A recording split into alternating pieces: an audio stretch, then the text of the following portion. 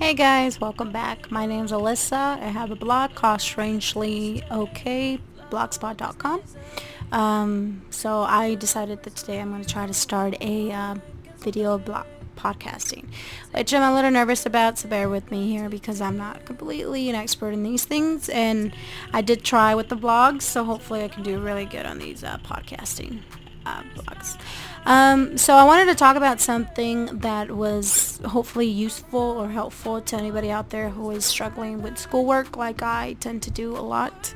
I have like these really bad moments of anxiety where I just stop thinking about my homework that I need to do. Not my best measure of doing stuff, but hopefully I can give you guys some tips on how to, fix that situation. So first off, you got to really start off with figuring out what I'm talking about specifically. So usually this moment of anxiety that you have starts off with you not thinking about the homework you need to do. So if you want to think about it like something, let's say you have to clean a house that's filthy, like the most filthy house in the world. And you just think it's just so daunting and you just don't want to start it, or you just don't think you can do it, or it just seems like you're just never going to finish. And then you get to the point where that whole dread turns into a little bit of fear and putting it in the back of your head, and then you start to just not think about it because it stresses you out, it makes you too nervous. But then that even causes you a little bit of anxiety, and it kind of paralyzes you. So even when you want to try and you want to actually do the work, you just can't. Usually when I have these situations, I'm pretty good at managing it. Sometimes it doesn't work that well. Usually I think it comes with the fear of failure. So bear with me if that's what you end up feeling. I think most college kids tend to go through these experiences, especially when it comes to classes, and especially when a grade could mean graduation, not graduation, or financial stability or something like that. So these are usually the tips that I give, or I do specifically to fix those moments. So number one, I know it's stupid, but breathe. Some people use the technique of box breathing, which it just means you hold into your breath more than not. So usually what you do is you breathe in, then you hold it for 3 seconds, then you let it go, then you hold for 3 seconds, and then you breathe back in again. That's just a good technique in general when you're feeling nervous. It just helps you get through the day.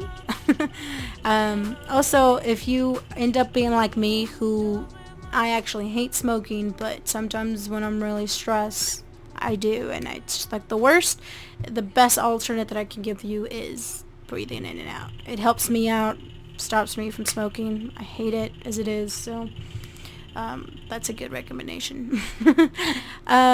Second, usually what I do specifically, because I do get really nervous and I start to feel like I can't do the work, like it's too hard, and it's just whatever I'm going to do, it's not going to be quality work. So what I do is, especially if it's a long ways away, it's not a good idea to not think about it. But if you know you have to do it and you have to start it and you have a certain amount of time, the way that I specifically do it is I take the dates that I need to finish certain things and get them done.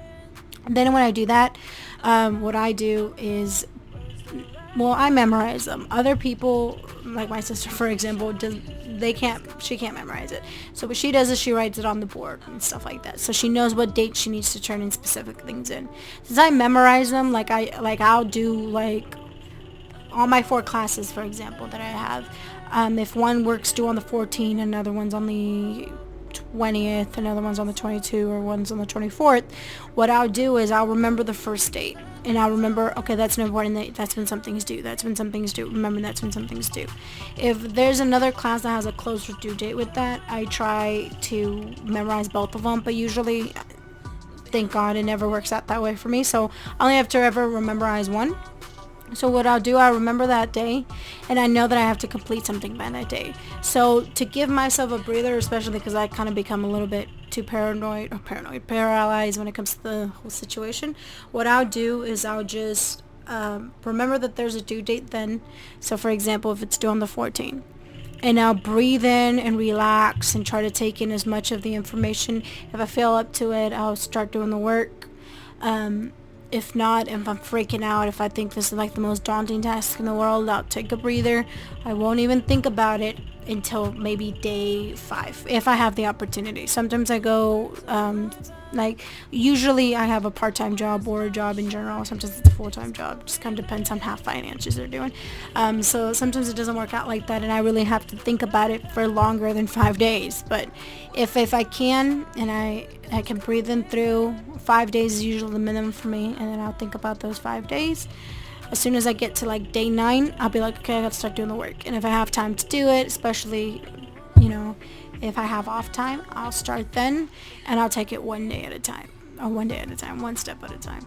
And then it kind of helps you motivate yourself, because as soon as you get to the day 14, it helps you breathe in and gets you to that moment. It helps you create work that you need to do.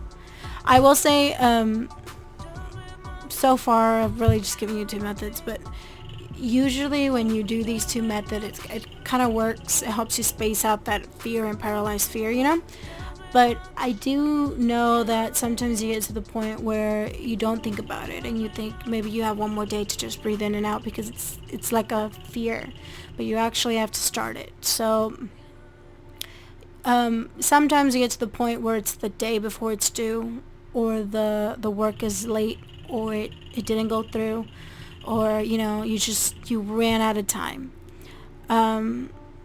Those are like the worst days, because you really wanted to try and do your best, but you just couldn't seem to do it. So the best thing that I could give you as an advice for that one is, I know for a fact that failure is already kind of a scary subject, especially if you tried and you wanted to get it right. So if that's the case, and the days pass, if you know the professor, or you don't even know the professor, but you know that maybe you have an option to be able to email them, I would. I actually personally don't like doing that, because I just don't like it. It makes me feel bad. Or you can try to do the work and submit it in late. I know that that's not the best solution, but if you couldn't do it, if like you were paralyzed in fear and you just got to that point and you just couldn't get to there, the best thing I could do is, you rather fail because you tried and the work didn't meet up. And I know that sounds like the worst thing, because some people want the quality to be just as good, but you rather fail because you didn't do the best you could have done, but you tried, than not have tried at all. And that's usually one of those little mottos in my head that helps me keep going, especially when I'm stressed out and I feel like I can't do the work because I feel like I'm not smart enough to do the work, or talented enough, or I just don't have enough time, or I don't understand the subject. When I'm panicking like that, the best way to do is just remember that it's better to try than to just decide you can't do it and ignore it and then fail. So even if it's late, and even if you think, well, this is just terrible work, it's better to turn it in than not turn it in at all. So just try your best. I know that's not a very good conclusion, because I know for a fact that you get some professors who don't actually like the fact that you don't do it on time, or they don't have a forgiveness policy. It's either you turned it in or you're done. I can't say that that's going to be a great solution, So always try to do it before then. Try to take the breathing measurements. Try to get it in your head that you can't turn it in afterwards, but don't scare yourself. Just try to make it so that you can feel some sort of relaxation. Know that you could do it. Maybe get support from other people. It sometimes helps a lot. Like, I usually get support from my twin sister. I ask her to just sit next to me while I do my work. She can watch TV if we're in the living room. And that just helps me, because I know someone's in the room with me. And I tell her straight up, hey, I'm doing homework, but I'm freaking out. I don't know how to do it, or I don't feel like I can do it. So just giving you a heads up. And she'll sit there and she'll watch TV. And if I'm freaking out and I need a break, she'll help me, and she'll make it so that I can get the work done. So having a good support system really gets you through that. That's just the personal experience I've had. I've gotten it before. I know some people go through these experiences so much that it makes it really hard, especially if you're a full-time college student and full-time work, or even part-time work, or just even if you're just a full-time student. It can just get excessive, all the amount of work you have to do. And, sometimes that GPA really suffers and you start to question yourself. But just keep going. You can do it. Everyone has those hard days. I know I do. And I wouldn't be talking to you guys about this if I didn't think someone else did too. So I wanted to talk to you about some personal experiences, and that's it for me. Like, that's the experience that I've had. And I hope you guys took something out of it. And I hope somehow, the tips that I gave you, or at least the acknowledgement that somebody else is going through that same thing, helps you guys in your future projects. Hope you guys have a great day, or nighttime if you're in my case. Bye.